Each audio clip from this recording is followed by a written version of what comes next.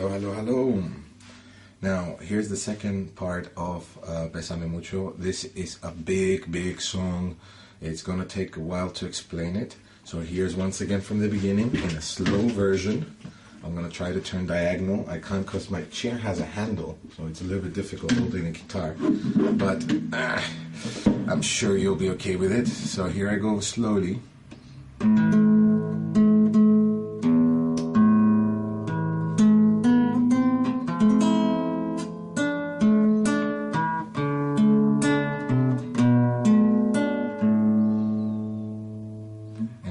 Last part from the roll down, you might have some difficulties. The previous video I explained it so much in detail, guys. I'll play that last roll down from this chord right after the A minor.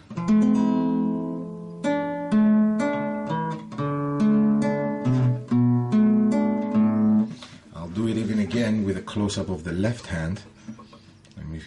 There you go.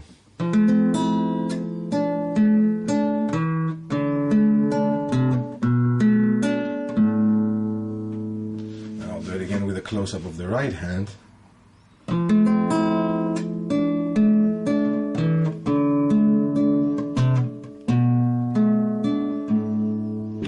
Now let's take the second part, which is a very nice sweet roll down. Again, I hope I can explain that. I can't get comfortable in this chair. Right, I hope I can explain that just as good as I explained the previous piece, previous part.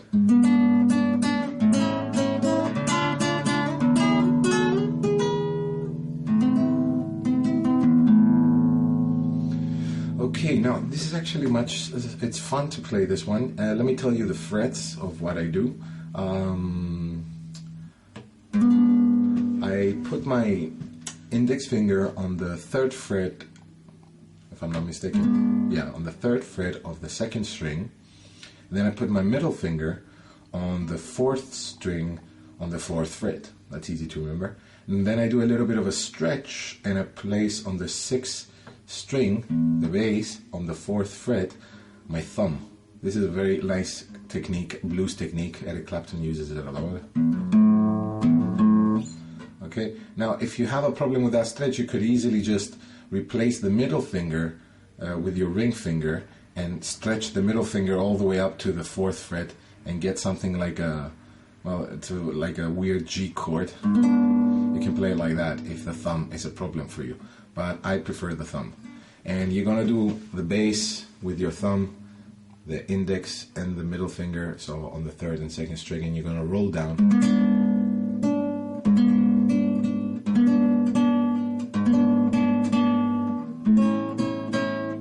So you hear that? Ba ba ba. You're gonna play the bass.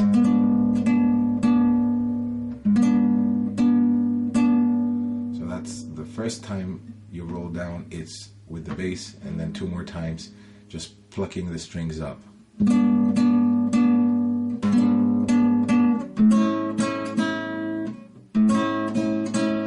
Now the second shape is really easy. You just lift the middle finger and slide your index finger still on the 2nd string on the 2nd fret, and you play the 5th bass open with your thumb, but in a small difference than before, you're going to play the 2nd and the 1st string using your middle and your ring finger. So here it is slow, this next little part. And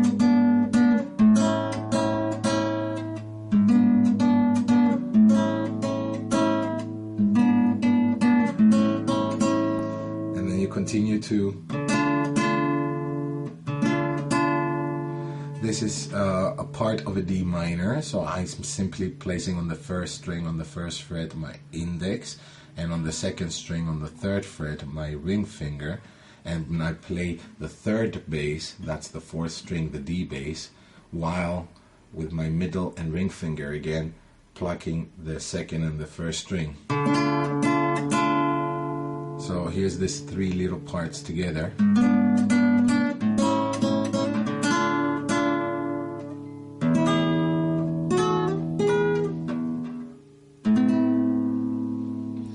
Let me play that once, guys, because when I break it down, sometimes I forget what I have to do next.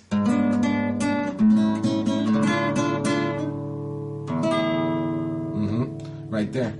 So right after that D minor shape, you're going to slide with your two fingers in the same strings, the index on the first string, the ring finger on the second string, and you're going to slide but compact them one by one fret instead of one difference. That means you're going to have your index on the 4th fret and your ring finger on the 5th fret, and you're going to play the bass, the top bass, the E bass, along with your middle and ring finger.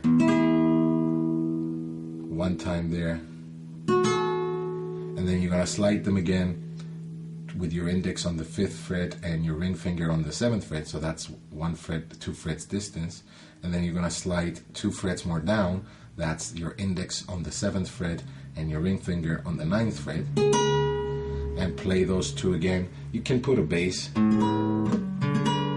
but usually I don't, because I want the bass to emphasize on the next chord, which is this one. This one again is quite simple. You're going to put your index on the 3rd string on the 5th fret, and on the 2nd string your middle finger on the 2nd string on the 5th fret, as I said, and do a roll down of a bass, an A bass. This is the 2nd bass from the top, and roll down with your index and middle finger. Now that was a little bit hard for me to explain, because I tell you, breaking down some of the songs that I play, I have no idea what I'm doing, guys, so it's a little bit hard breaking it down, but I'm sure I made it very clear for you. Again, if somebody out there thinks that this lesson is too easy, too much broken down, just watch the beginning of the video and learn the song the way it is. Now let's continue to all the rest of you there that we do want some explanations for this one. I'll play it one time from the beginning, and then we're going to go for video 3, which we start a beautiful nice solo and a nice roll down. I'll try to play it afterwards so you can hear what's coming next. It's also on the first video, sorry, the intro anyway. So here we go, nice and slow. I hope you can see both hands, and I go slow.